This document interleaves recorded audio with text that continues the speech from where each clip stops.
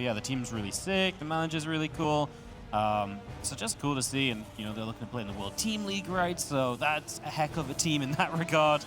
Yeah, very exciting to see another new team come around in StarCraft 2.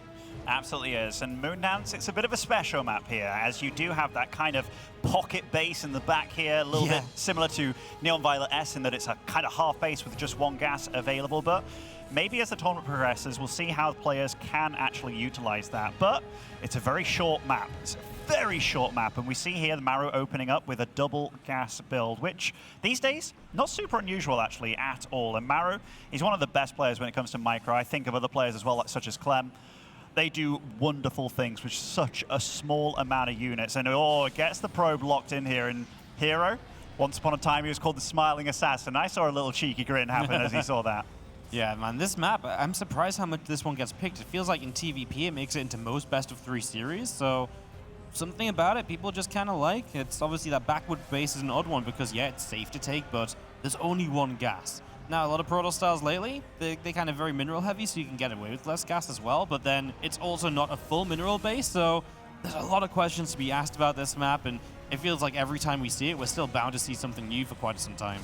That probe was actually quite annoying. Like, even though it was locked in, it's suicided, basically. Yep. He actually stopped a little bit of mining time, so made the most with it of what he could. And Maru behind this, what's he doing with himself? He's making sure that no proxy shenanigans are going up. He's getting a reactor after that Reaper and a very fast factory. And herO also getting a very quick Stargate, but he's the one with an expansion here. So the kind of it's kind of on Maru to do something to slow down his opponent. Yeah, if Maru gets nothing done, that faster expansion comes up, and then, you know, hero's just kind of smiling away, right? But here comes the Reaper to try and get some information, at least. Adept in perfect position, so that Reaper is turned around instantly. And that's a great initial defense. Maru will go informationless, and that means he can't adjust his build to the fact it's a Stargate. You know, maybe he could go for a Cyclone a little bit quicker, straight into a Viking. And then on a short map like this, you could be walking across the map to deal some damage right away. But when you don't have that information, you've got to just play a bit more kind of down the middle of the road, which is something like a Widowmine drop. Yeah, I like Maru. Oh, that's nice. Kind of jumped in from a slightly different angle there, getting past this Adept. A beautiful scout here. Even gets to see what's being made, which is a Phoenix. Rocket jumps away. Doesn't stay alive, obviously, but it looked damn cool. And behind all this, yeah, it's a Widowmine drop, getting Marines out of that reactor. Even going for an early Viking here before a medevac, right? Yeah, I think the moment you see the Stargate, and especially Phoenix, why go for the drop? Because he's going to have a way to shut it down. Even if the drop gets in, the Phoenix are likely going to lift the mines before they're burrowed. Better just get a Viking up. It can poke away at the Phoenix. And if you get 2 or 3, they can be a pretty substantial defense against it. And also, if you get one Widowmine shot off, all it takes is one Viking to shoot. But herO did spot that. And he did spot that one, though. And if that Viking was out just a little smidge sooner, maybe that could have been a dead Phoenix. But Maru already, he's not going to be unhappy with that, because that is a decent thing to happen for you. Takes his natural expansion as he's doing, so he's got a second barracks on the way up. And it doesn't look as though he's been too bothered about continuing to produce units. He's just going to get add-ons up and running here and put himself in a position where he's probably going to be able to start Stim fairly early on. He has a lot of gas, potential to build a Raven off the starport. Now it has a tech lab as well. There it is. Raven to me is always terrifying when you build it against Phoenix, because even if you protect it well, sometimes they can find a kill on it. So a little scary, but still full of utility if you can manage to keep it alive. But the Adepts are in the main base. They will not shade, though. Don't believe there was nothing there. Yeah. I'm actually a little surprised that he didn't go for it, but you know, he was safe. He got the scouting information, get to see that second barracks going down, and that, like, this build for Terran became so much more popular than getting the 3 racks up and running all at the same time.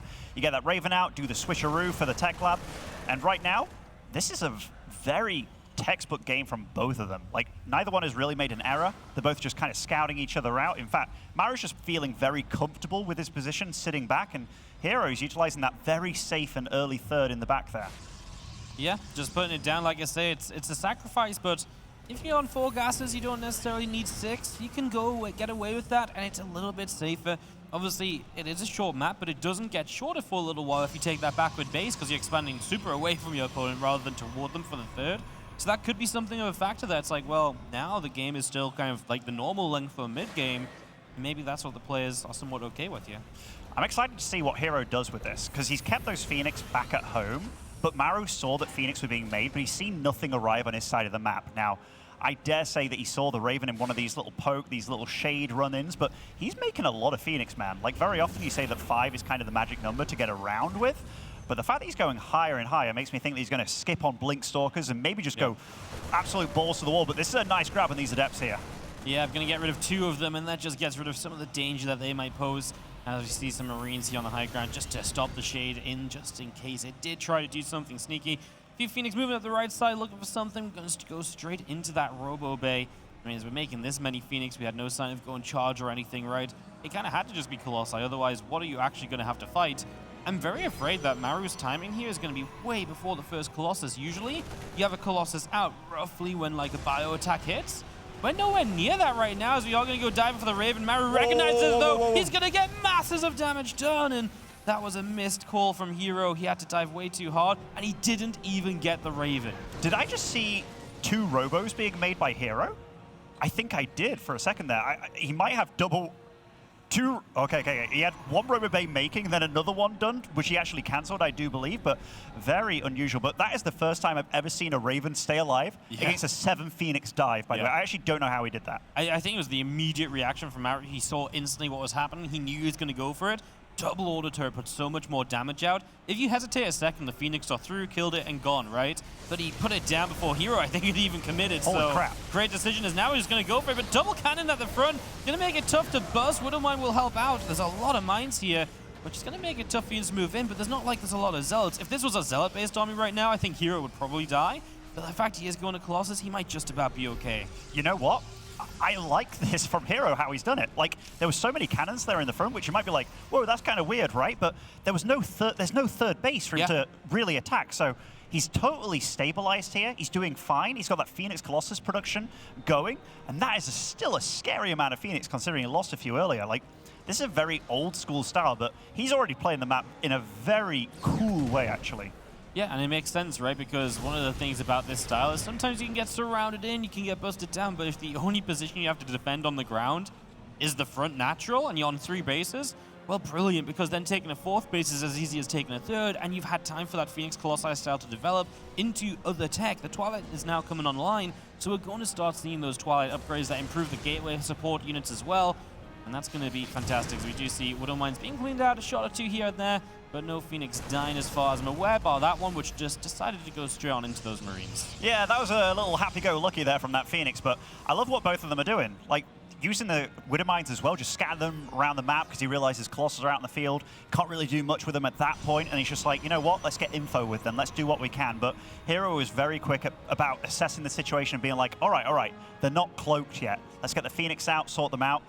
And we've got a real good game on our hands. Both very close in supply. They're both teching up nicely. Double forge for herO. So it's really going hard on that ground army. And Maru now getting the armory, getting the Ghost Academy. It's going to be very scary armies duking it out.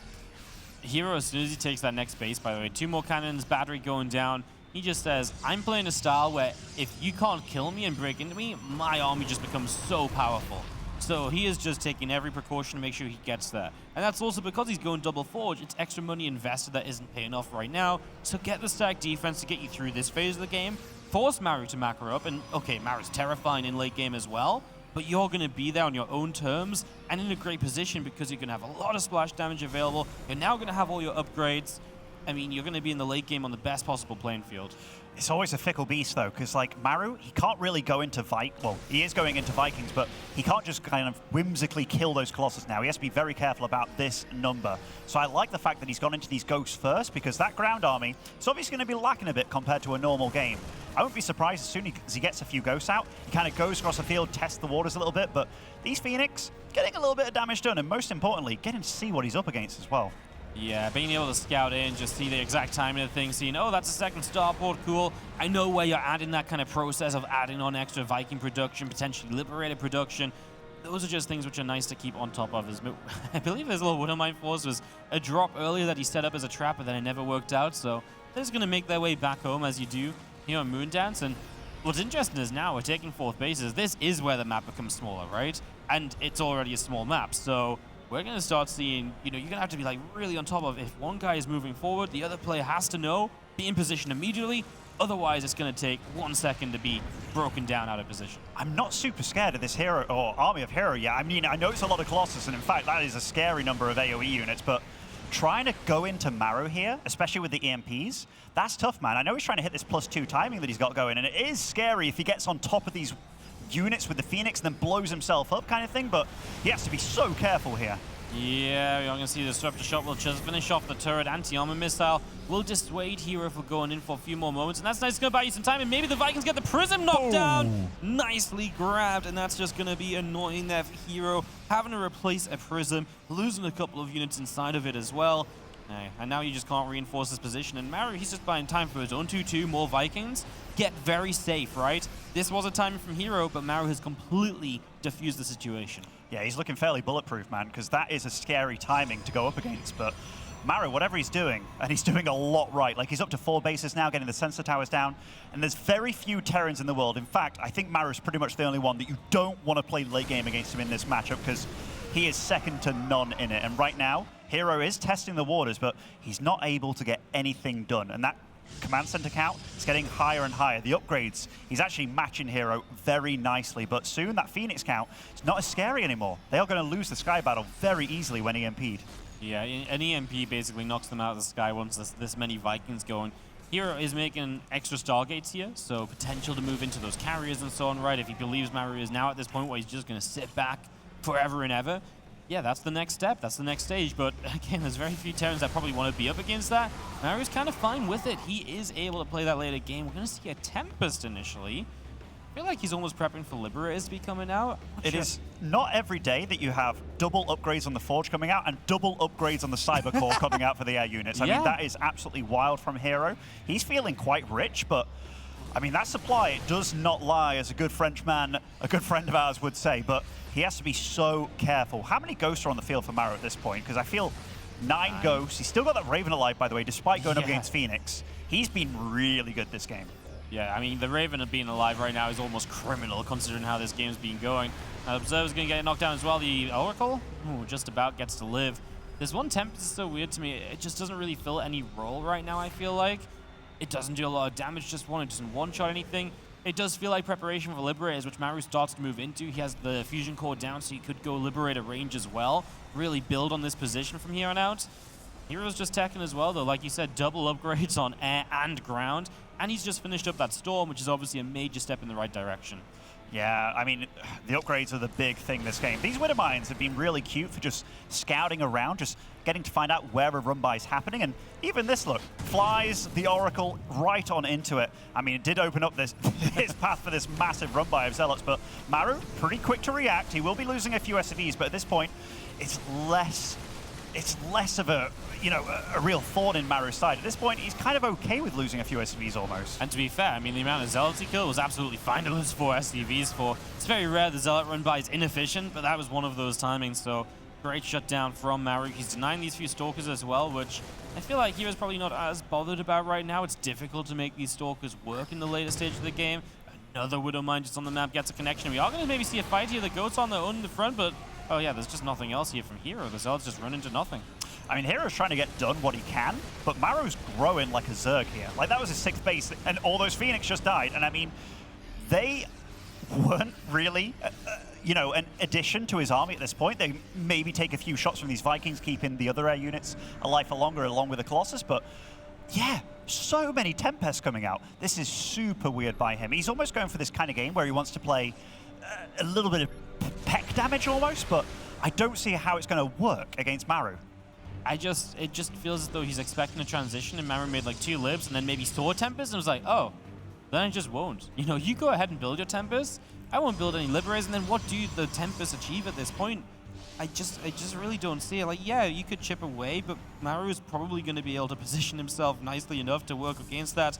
He's going to move in on the right side now. herO does not know, missing that map control over there. And again, it's a short map, so Maru strikes, and he's going to probably get rid of this base. I love that EMP on the Nexus. Stop the recall. Yeah, EMP on the Nexus, gets rid of the energy, no recall available, and he keeps the map very even. And if we're going into nukes as well here. What is the resources lost tab at this point? Because I feel that Maru's just been, holy crap, 3 times better almost at this point. And if this does turn into a split map situation, that absolutely matters. That is kind of crazy, right? I mean, it's funny because 6,000 resources can go in a blink of an eye in these late game fights, but to make up 6,000 resources, very difficult to do. And Maru just going to attack on in here, trade out for a bunch of structures. Now the army's going to start moving back. Maru's going to try and escape down the side. He kind of gets cut off though, and he's already used the boost on the medevac, so it would be difficult to lift up and justify trying to escape away. He's just going to keep on running, trading out what he can, because he's also attacking the bottom left. His next move is already in the making. I mean, that nuke was rather ambitious, Wardy. You know, he's got an army coming on top of him. He's like, I'm going to nuke you, hoping for a no observer. But Maru, he's doing very well with his two armies here. He's just dealing quite a lot of damage. Granted, it's mainly infrastructure that he's killing. But this is starting to feel like a very, very tiny map for herO. And upgrade-wise, he's doing really well, by the way. Like 3-3 done on his ground units for both of them, actually. Those air upgrades coming alive as well. And Maru, he has to respect this army, man. Because, yeah, one wrong move, and it could go really wrong against disruptors. Yeah, no, I mean, it's always the danger of TVP. Armies are explosive, and armies can die very quickly if you messed up, but Maru isn't in that business usually. However, this army on the right maybe gets caught a little bit. It does look like he gets it back up the ramp to defend. Tempests are now starting to chip, but yeah, the Vikings make a move forward. I guess the Storm is something I didn't really consider. We've not seen much of it, right? But it does help zone those Vikings out. That will protect the Tempests and give them time to do damage. The Disruptors have just moved commanded forward. 2 of the 3 go down. The third one was dodged. Maru is eating storms, but he's not losing anything. Things are just damaged, which get healed back up now. Yeah, I mean, that resource tap does not lie whatsoever. herO's definitely losing more resources, but I feel he's out of juice with this army now. Like, Maru, if he has to make a unit, it's just tons of Vikings, tons of Ghosts at this point. I really feel that will keep him alive, and he's making a lot of medevacs. I guess that's because of all the damage that he's taken here, and maybe he feels all his medevacs are kind of low, but herO, he's making this army that you kind of don't think that much of look very good in this little position here, because how do you flank this? You have to go from a completely different angle. Yeah. It's funny, right? Because the base setup here is all in the high ground, which you think, oh, that's nice and defendable. But herO's almost like, well, yeah, but how then are you ever going to attack my army? So I'll just poke around, do what I can. And that's where the Tempests actually do kind of excel. There's not really been an answer to them just yet. So, yeah, credit to herO playing a little bit of the map. And I wasn't as convinced by the Tempests initially, but they are doing some work right now. Oh, they certainly are. I mean, like, you can't get on top of them. And these Ghosts, they are super expensive. Like, you're talking 150 minerals, 125 gas a pop. They take a long time to rebuild and to get going. And this now, the resource loss tap. In fact, it's a huge surround coming in from Maru in literally every angle, and herO caught totally off guard here. Maru coming in from the north, the east, the west, the south, everything going down for both players. Carnage again, EMPs galore, more Zealots coming in. I don't know who's winning this fight, but what a beautiful engagement from Maru. He almost let herO just walk up that ramp and say, you know, come on, you push me back, and now I've got the surround I've been looking for. He gets the Disruptor on the dive, and these few Tempests shouldn't be able to stand up for themselves. herO will attempt to recall, but he loses one in the process at least because it just doesn't get caught in the recall. Maru's supply at one point there was low compared to herO's, but he made up so much of it in the tail end of that fight. He comes out ahead, going to catch this Prism stop. I mean, I guess reinforcements are really going to happen, but it's one more thing to rebuild when you're currently focusing on rebuilding a Disrupt account. I mean, like, we look at this little force of herO. Looks kind of measly at the moment, but 3 carriers on the way. And these are carriers with sick upgrades, Wardy. Like, they aren't going to die quickly, which is a big deal, but they're also going to dish out a lot of damage. And Maru, even though he took a big win in there, trying to slow down herO at this point, it's going to be difficult, and lovely sniping this Disruptor. Yeah, gets a second one as well before he can really do much of anything. He's just going to let the one on the left side fire. No, just not good enough. He's going to keep on dropping the EMPs. Units are warping in onto this position though, but he's already EMP'd those Zealots. The Interceptors are already dead, so the carriers feel like dead. Wait, and herO looks as though he's got to type out GG as Maru is going to come away with game number 1. Man, we knew this was going to be a good series. This was a heck of a first game. I love the patience of Maru. You know, the army composition of herO, I doubted at first, but the little angles that he got himself into, they worked out very nicely, like super damn nicely, in fact, that at one point I was like, I don't know how Maru's actually going to deal with this, but then Maru did what Maru does. He was just so patient for so long, almost baited herO into taking a fight that he knew he could get that full surround on, and that was a beautiful surround. He ran out of the AoE juice, the Tempests. They're not the best in that straight-up fight where they have to stand still, but there was nowhere to run for them. Beautiful engagement from Maru. Beautiful engagement, just like the beautiful crowd out there, DeMuslim. Looking great. Even this, right? Like, yeah.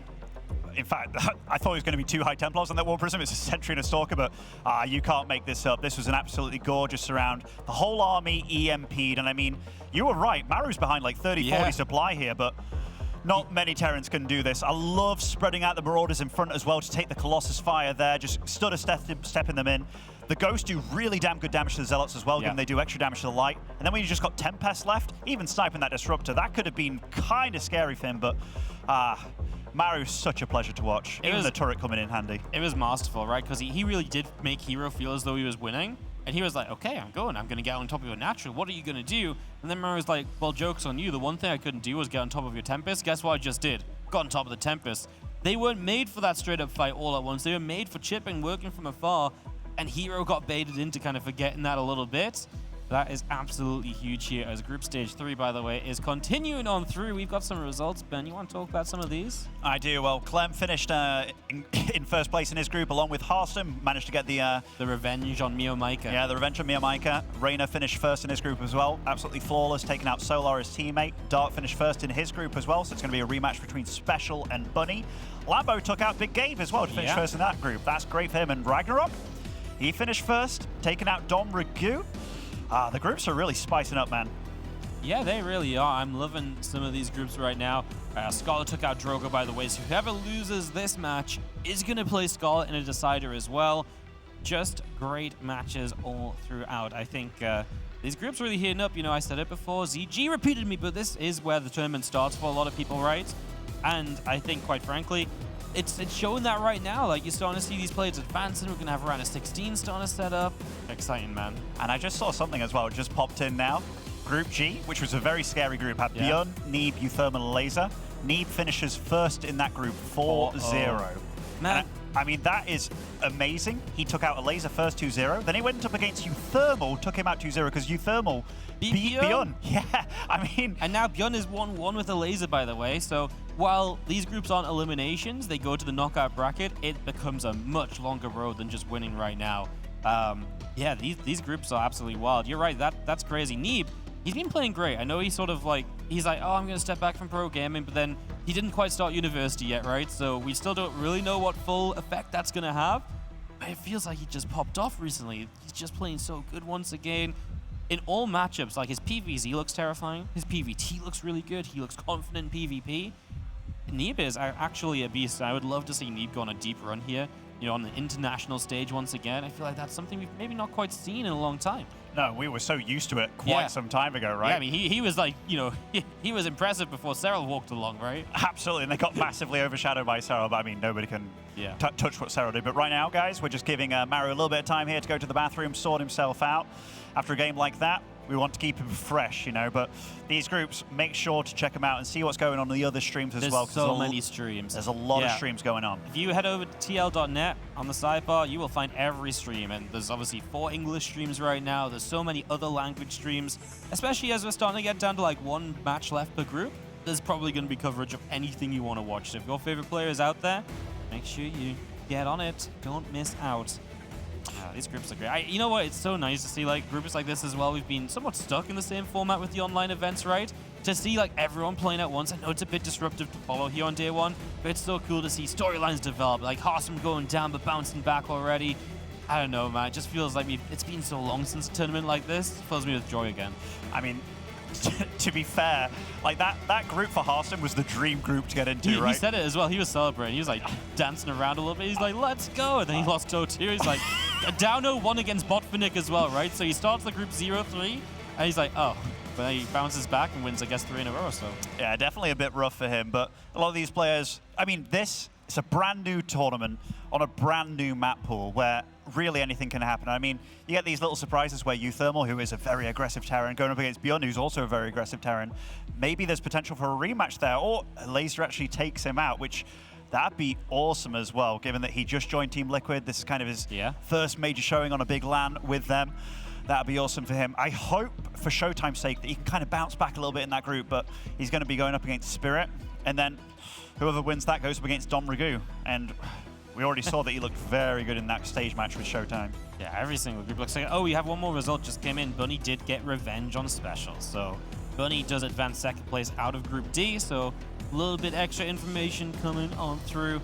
And we're getting very close to actually wrapping up this Group Stage 3. And all of a sudden, we're in game. I didn't even see Maru return. Mate, he's so small, you know, just sneaks on there. when he's not doing this slow little walk, he's sneaky, he's fast. That's why he slowed down for us all, you know? Anyhow, spawning over in the bottom left of Inside and Out, representing Dragon Phoenix Gaming, it is herO. Ooh, nothing along. Feeling it. All right, that leaves me to introduce one of the best Terrans, if not the best Terran of all time, in the blue from Onsite Gaming. This is Maru. Getting close to that $1 million prize. Is he not there yet? No, I don't think he's there yet. I think he's about like 970 or so. He had a chance at Katowice, obviously, but fell a little bit short. But yeah, here. No, he's there. He's there. Is he there? Yeah. Well, it's different on this graphic, mate. Well, Did they get it wrong? I think so. well, I mean, they said Vindicta was 52, so. You know, it's different on which site you check on sometimes. Yeah, it's different all over the place. But sort of like it's not there as well, yeah, right? but I feel like I thought Sterile, Rogue, and Maru all hit 1 million at like the same time. But then Sterile counts the most because he won. Yeah. I thought that too. I was just adding some spice to it, you know, Wardy. Anyhow. He's already made his million. What does it matter now? I mean, he's an absolute legend in his own right. Maru's he's done everything you can except win the big tournaments on the foreign soil. It feels like he dominated GSL for many years. He was the player to beat. Just missing a world championship, right? That is like the one thing that Maru has not gone out there and done. He's been the favorite going into the world championship before, falling disappointingly at times when he's been there. It just feels like that's the one thing he can't quite crack. So this opening is very much the same from Maru here.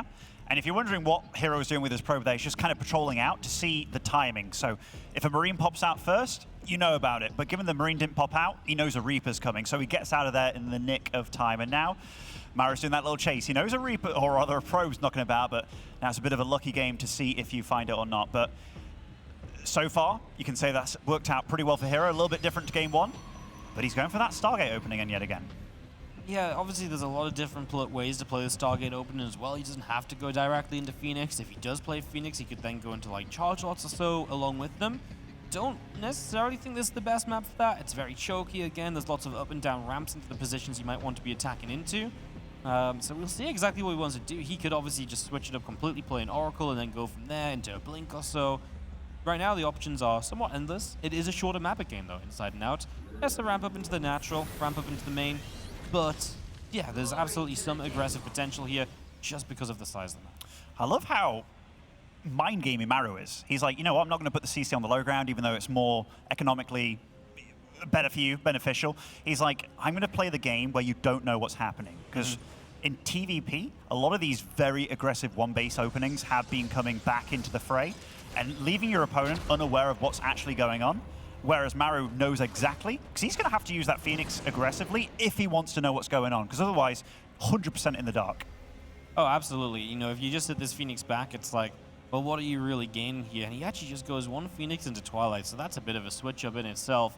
Usually this would be an Oracle into Twilight, because at least the Oracle can revelate a little bit, right? It can maybe harass a bit. Will it eat a Mind Shot on the Phoenix? No, just out of range, so he's going to get into the main base. Just a quick peek, sees, okay, extra barracks already going down. That's already good information. And now he does fly over that mine, so he didn't actually notice it the first time when it locked on for a split second. A little unfortunate. 2 extra gates with his Twilight Council, Ben. This is already a big mix-up from him. Like, if he is going into Blink here, and he wanted to use that Phoenix for vision to keep it alive, to, you know, get vision into the high ground, into the main or something, then that's a big deal. But we do see that third base now dropping for herO. His minerals were stacking up a little bit, but so far, can't get any damage done with this. And the Raven opening, the 3 extra barracks behind it. Maru's obviously found a way of playing that he can find out what's happening, kind of deceive his opponent a little bit, and just feel very comfortable with it. Oh, no.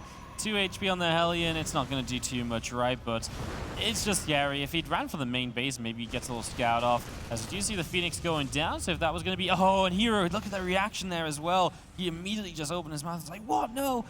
And that's huge, because maybe that was going to be his way to blink up. I mean, he's proxying up a gateway right now, so he's just lost high ground vision. He's got no robo facility. He's probably going to have to build another Stargate unit, or maybe use the Adept Shades. It takes away a lot of his potential, though. Absolutely does. Like, even if we ignore the fact that he could blink into the main, that Phoenix was his only real scout. Like, he's got these Adepts that fly in here. I don't know if he's noticed the Raven. He must have done from seeing that Phoenix get so close. But yeah, a lot of potential gone there. And Maru, he's going to be feeling comfortable about this. All he has to do now is defend the front. At least he thinks that. Maybe he assumes that herO could be going one step extra, but we know a little bit different. The fact that he's going for a forge behind this as well, though, this just makes me think it's a little bit of friendly aggression, you know, a little bit of a poke here. He still wants the game to go on afterwards. The problem is, though, if you don't do much here, it just feels as though their Maru has stim, combat +1, and you're stuck on a lot more Blink Stalkers than you maybe like to be. Your tech's a lot slower, at least, so it's going to be a long time before you get an answer to the bigger bio armies. I think that's going to be maybe very scary as we do just drop down charge, of course. I mean, 3 gas at the moment. Looks as though we are going to play pretty heavy aggression with the gateway account, but again, with the way he's opened, it could have just been better from herO. And that's the issue, because now Maru is maybe going to be in a better, stronger spot, and maybe that Zealot Stalker never hits its critical mass, as he's going to catch at least one of these Adepts using the Viking for high ground just in case they slipped up the ramp.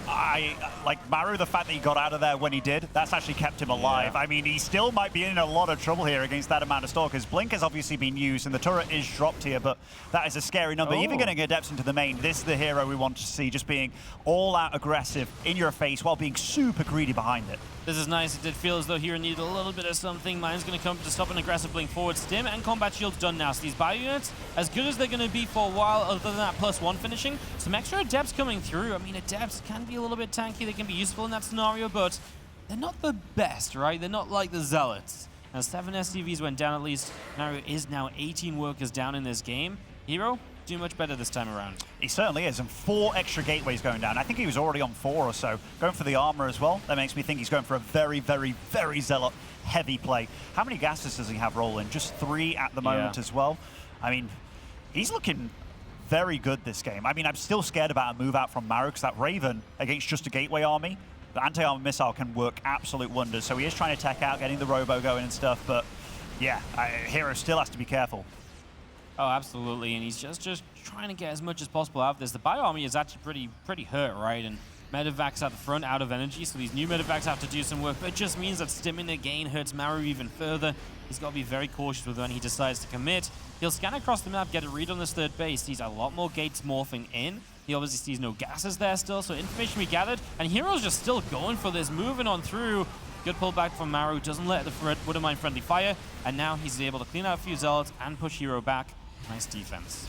Maru's actually kiting really well. And I mean, seeing that many gateways come in to finish there along with that robo, he's probably like, okay, I need to just hold on. But he's got a big bio army ward. If he just holds here, which he's doing really well, he's going into that little bit of a choke there, uses all his energy on the Raven. He really respected that push, but he's holding on. And this army from herO, it doesn't get too much better. I mean, that +1 armor will be scary, but you still got to worry about all these Widowmines. And what detection does he have for them, by the way? Just the robo is up, but I think the robo is not built anything but a prism yet, so none right now. So they are just allowed to sit there, and Stalkers have to blink back to try and get away from him. I like that he's using the Stalkers to bait out the Widowmines, though, because then the Zealots can run in. The thing is, Maru's being very careful about holding on that high ground. He's trying... I'm a little surprised that he's not like unburring the Widowmines when he can and stuff, because he is baiting them, but herO's obviously teching up. 4th base on the way. He's getting Immortal, stocking up his army, getting the Dark Shrine as well. And Maru hasn't been able to move out of his natural. No, I was going to say, like, for now it's okay that Maru's on 2 bases because he's getting the 3rd at least. And yes, herO's outmining him, but Maru's army should be much more efficient. Maru needs to do something a little bit extra soon, though. I feel like if he can get across the map right now and maybe take down a 4th, but oh, what a timing on the Prism to show up. Maru doesn't see it until Zealot's going to be charging on his production. He gets rid of 1 threat, but he will just have to deal with another. All the Widowmines starting to go off here, though. herO maybe not dealing with this as well as he could be, and he takes some pretty huge hits.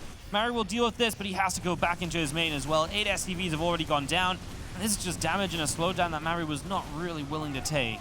The thing is, the supplies are a little deceiving, right? Like, we've got 70 workers for herO, 41 for Maru, but Maru's actually like pretty equal in supply. So as soon as Maru can leave his base, it's going to be this. It's all on this warp prism for herO. He has to keep Maru away from him because he's so greedy behind this, and with the DTs in the mix as well. herO's definitely got the tools. It's just whether Maru can really hold on. He's going to knock down a pylon off to the side. Raven in at the top.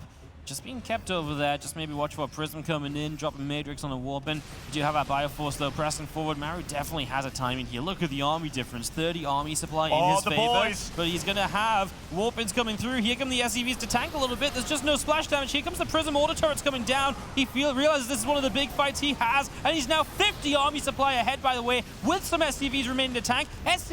Sentry's out of energy as they chase down by SCVs. And my goodness, this army of Maru might not actually be stoppable. herO needs sentries. He needs force field. He doesn't have it. We depower the Forge from hitting +1 attack. And I mean, even DTs right now not getting the job done. Maru does have a 3rd CC to get scans with. I mean, herO knows it. Look at him smiling away. He's like, you got me. You know what I needed to do was keep you back, and you doubled down. You brought your SCVs. You came at me with everything that you had, and brilliant game from Maru. He's juggling as much as he can with his Warp Prism. He's killed the Raven, I believe, in that mix. I can't even... Oh, no, it's still alive. So he doesn't even need scans, right? Yeah, can't do anything. Maru's even microing his reinforcements on the way. herO's trying to do what he can, but I think the writing's on the wall in this one. The writing is on the wall, because at this point, Maru can just rally his reinforcements into the main, and he can just deal with this attack, right? And he's got all of these units, which are looking good. He's got rid of the Dark Shrine. That's not really an issue anymore. And he's obviously depowering all the gates. If he gets this right side, he can get rid of the last few gateways here, and then herO can't build anything extra, and that just means he's stuck on what he's got, which is not going to be enough.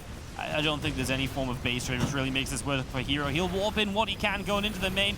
He wipes out a little bit in the natural, but Maru just lifts up instantly. He's like, base trade all you want, buddy. I am absolutely in the winning position going into this. I mean, a wise man once said, never base trade a Terran, but especially not when you're 40 supply behind. But the thing is, he can't go up against that army, right? Like, so I think this is absolutely the move if herO wants to try and win this, but it's still going to be ridiculously difficult because Maru is just going around bopping those bases.